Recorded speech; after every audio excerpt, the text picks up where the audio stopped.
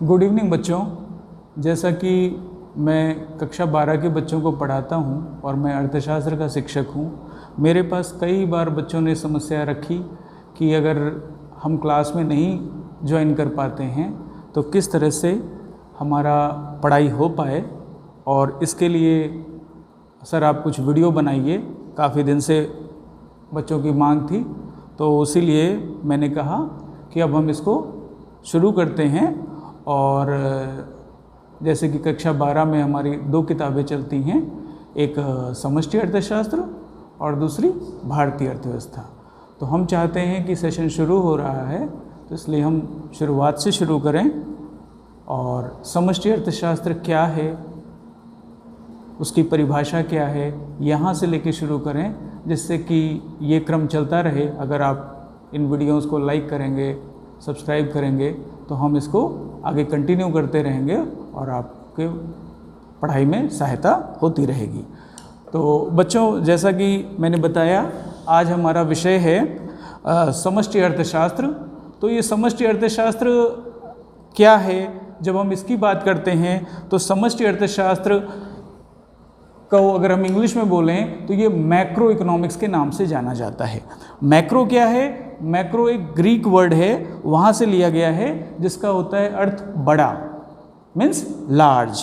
जब हम लार्ज कहते हैं, बड़ा कहते हैं, तो इसका मतलब हम क्या करने जा रहे हैं? हम संपूर्ण अर्थव्यवस्था का अध्ययन करना चाहते हैं। किसके द्वारा? समष्टि अर्थशास्त्र के अंतर्गत। तो समस्त अर्थव्यवस्था जब समष्टि अर्थशास्त्र है, तो समष्टि अर्थशास्त्र क्या करती है? ये उस शाखा को परिभाषित करती है जिसमें हम समस्त अर्थव्यवस्था के अंतर्गत आने वाले सभी प्रश्नों की हल करते हैं, आर्थिक प्रश्नों को, आर्थिक समस्याओं को जानते हैं और उनका अध्ययन करते हैं। अब बच्चों, जब हम बात कर रहे हैं कि समष्टि अर्थशास्त्र क्या कर रहा है, समस्त अर्थव्यवस्था की आर्थिक समस्याओं को उजागर कर रहा है या उसको समझा रहा है, तो समस्त अर्थव्यवस्था में हमारी समस्याएं होती क्या हैं? मूल रूप से हमारी समस्या होती है, हम रोजगार का स्तर जानना चाहते हैं। अगर आप समष्टि अर्थशास्त्र की पूरी किताब पढ़ेंगे तो इसमें जितने अध्याय हैं सब क्या करते हैं? विभिन्न प्रकार की आर्थिक समस्याओं का ही अध्ययन करते हैं। विभिन्न प्रकार की, जैसे कि ये आपका पहला अध्याय है राष्ट्रीय उत्पादन। राष्ट्रीय उत्पादन, जीडीपी का अध्ययन, एनडीपी का अध्ययन, सब क्या है? राष्ट्रीय आय। राष्ट्रीय आय हमारा क्या है? समष्टि अर्थशास्त्र के अंतर्गत आता है। इसी के साथ साथ रोजगार का स्तर, उत्पादन में वृद्धि, कीमत में वृद्धि। कीमत में वृद्धि को हम लोग बच्चों क्या समझते हैं? हम लोग मुद्रास्फीति की बात करते हैं। हम जब कक्षा 12 में पढ़ेंगे तो हम जब जनरल प्राइस लेवल राइज की बात करेंगे, हम कहेंगे कीमतों में वृद्धि हो रही है, तो हम किसको परिभाषित कर रहे हैं? हम मुद्रास्फीति को परिभाषित कर रहे हैं। इसी के साथ आजकल एक नया और भी शब्द चलता है जिसको हम मंदी कहते हैं। मंदी क्या है? डिप्रेशन। मंदी किसको दर्शाती है? अगर हमारे देश में उत्पादन का स्तर गिरने लगे, उत्पादन का स्तर गिरने लगे और क्या हो जाए? मांग का अभाव हो जाए, तो ये किसको दर्शाता है? ये दर्शाता है मंदी को दर्शाता है। ठीक है बच्चों, यहाँ तक आपको समझ में आ रहा है? बच्चों, अभी तक हमने जो पढ़ा, आपसे बातचीत की, अब हम चाहते हैं कि उसको आप बोर्ड पे भी देख लें और आप उसको चाहें तो नोट कर लें, आपके पास रिकॉर्ड रह जाएगा और साथ के साथ आप उसको एक बार रिवाइज भी आपका हो जाएगा। इसलिए फिर से उन्हीं बातों को हम कर रहे हैं। समष्टि अर्थशास्त्र, हमने क्या कहा? समष्टि अर्थशास्त्र। अब हमें ये जानना है कि समष्टि अर्थशास्त्र का अर्थ क्या होता है। देखिए यहाँ क्या कह रहा है? सबका समूह। अगर हम क्या कर रहे हैं? पूरी अर्थव्यवस्था के बड़े बड़े भागों का अध्ययन कर रहे हैं, तो हम क्या कर रहे हैं? समष्टि अर्थशास्त्र का अध्ययन कर रहे हैं। समष्टि अर्थशास्त्र में क्या कहता है? सबका समूह। सबका समूह मतलब कुल एक साथ पूरी अर्थव्यवस्था का हम एक व्यू बना लें, उसमें होने वाले परिवर्तनों को जान लें, उनमें क्या हमें करना है, क्या स्थिति है, उसका अध्ययन हम किसके माध्यम से कर सकते हैं? समष्टि अर्थशास्त्र के अंतर्गत कर सकते हैं। यहाँ पर देखिए इसका क्या लिखा है? बड़ा। जैसे हमें पूरी अर्थव्यवस्था का अध्ययन कर रहे हैं तो उसके बड़े भाग क्या हो गए? राष्ट्रीय आय का अध्ययन, महंगाई का स्तर का अध्ययन मतलब मुद्रास्फीति का अध्ययन, रोजगार के स्तर का अध्ययन, भुगतान संतुलन का अध्ययन, भुगतान संतुलन के भाग, और साथ में अगर आप देखेंगे तो सरकार की भूमिका। सरकार की भूमिका क्या होती है समष्टि अर्थशास्त्र में? बजट जो सरकार प्रस्तुत करती है उसके माध्यम से वो समष्टि अर्थशास्त्र की रूपरेखा बनाती है, एक रोड मैप तैयार करती है और होने वाले परिवर्तनों को दर्शाती है। आइए बच्चों, इसी बात को हम आगे बढ़ाते हुए क्या लिख रहे हैं, ये आपके सामने मैं समष्टि अर्थशास्त्र की परिभाषा प्रस्तुत कर रहा हूं। ये परिभाषा किसने दी है? एमएच स्पेंसर ने दी है। एक अर्थशास्त्री हैं, बड़े अर्थशास्त्री आता है एमएच स्पेंसर। आइए उनकी एक परिभाषा को हम लोग देखें और जानें कि समष्टि अर्थशास्त्र को हम अगर परिभाषा पूछे एग्जाम में तो हम उसको कैसे लिखेंगे। आइए, समष्टि अर्थशास्त्र का संबंध समस्त अर्थव्यवस्था, हम क्या कर रहे हैं, पूरी अर्थव्यवस्था अथवा उसके बड़े बड़े हिस्सों से है। हम क्या करेंगे, अर्थव्यवस्था के बड़े हिस्सों का अध्ययन किसके अंतर्गत करेंगे? समष्टि अर्थशास्त्र के अंतर्गत करेंगे। हमने बड़े हिस्से किसको कहा? हमने राष्ट्रीय आय को बड़ा हिस्सा कहा, हमने समग्र मांग एवं समग्र पूर्ति को बड़ा हिस्सा कहा। जितने आप समष्टि अर्थशास्त्र की किताब में जितने अध्याय आपके दे रखे हैं वो सब क्या हैं? समष्टि अर्थशास्त्र के बड़े, पूरी अर्थव्यवस्था के बड़े हिस्सों में आते हैं। इसके अंतर्गत हम क्या करते हैं? बेरोजगारी के स्तर का अध्ययन करते हैं। बेरोजगारी का स्तर मैंने क्या बताया आपको बच्चों? रोजगार का स्तर क्या है और उसमें क्या सुधार होने की संभावना है।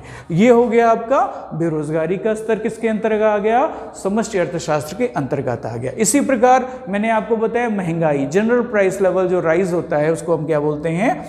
मुद्रास्फीति की दर के द्वारा दर्शाता है। तो मुद्रास्फीति की दर का अध्ययन भी किसमें आता है? समष्टि अर्थशास्त्र में आता है। आइए इसके आगे देखें, राष्ट्र का कुल उत्पादन। राष्ट्र का कुल उत्पादन क्या है? जीडीपी को दर्शाता है, राष्ट्रीय आय को दर्शाता है। यह भी किसके अंतर्गत आ जाता है? समष्टि अर्थशास्त्र के अंतर्गत आ जाता है। जैसी समस्याओं का अध्ययन किया जाता है किसमें? समष्टि अर्थशास्त्र में किया जाता है, जिसका संपूर्ण अर्थव्यवस्था के लिए महत्व होता है। अगर आप पूरी अर्थव्यवस्था में सुधार चाहते हैं, बदलाव चाहते हैं, तो हमें क्या करना पड़ेगा? समष्टि अर्थशास्त्र के बड़े भागों में परिवर्तन करना पड़ेगा, उनके रूपरेखा को जानना पड़ेगा। इसीलिए हम क्या कह रहे हैं, ये एमएच स्पेंसर की परिभाषा जो है ये बहुत महत्वपूर्ण है, जो हमें ये बताती है कि समष्टि अर्थशास्त्र क्या है।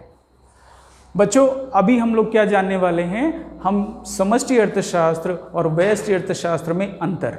ये अंतर इसलिए आवश्यक है, कई बार आप क्लास में देखते हैं कि आपकी किताबों में भी लिखा है कि दोनों के बीच में अंतर आपके एग्जाम में पूछा जाता है, जो अधिकतर 3 नंबर का सवाल बनता है। तो आइए हम इसी पे ध्यान केंद्रित करते हैं। मैंने इसको पहले बोर्ड पे लिख रखा है, आपको समझाने के लिए, आपको दिखाने के लिए। आप इसको नोट भी कर सकते हैं। नोट करने से क्या होगा, आपके नोट्स भी तैयार होंगे और आप इसको जब चाहे रिवाइज कर सकते हैं। आइए बच्चों देखते हैं व्यष्टि अर्थशास्त्र तथा समष्टि अर्थशास्त्र में क्या अंतर है। आइए क्या कह रहा है, व्यष्टि अर्थशास्त्र क्या करता है? एक व्यक्ति, एक फर्म अथवा एक उद्योग के स्तर पर दुर्लभता और चुनाव की समस्याओं का अध्ययन करता है।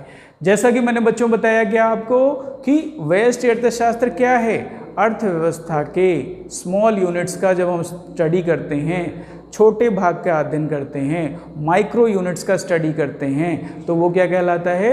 वो व्यष्टि अर्थशास्त्र होता है।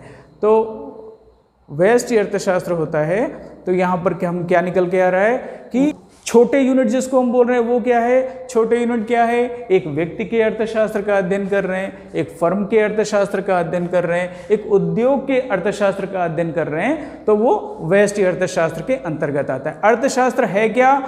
अर्थशास्त्र है जो हमारे पास संसाधन है वो दुर्लभ हैं, और उसके बीच में हमें क्या करना है? उन दुर्लभ संसाधनों के बीच चुनाव इस प्रकार करना है जिससे हमें अधिकतम संतुष्टि प्राप्त हो सके। अगर हम व्यष्टि अर्थशास्त्र की बात कर रहे हैं तो हम क्या करेंगे? उपभोक्ता या उत्पादन को मिलने वाली अधिकतम संतुष्टि को ज्ञात करेंगे।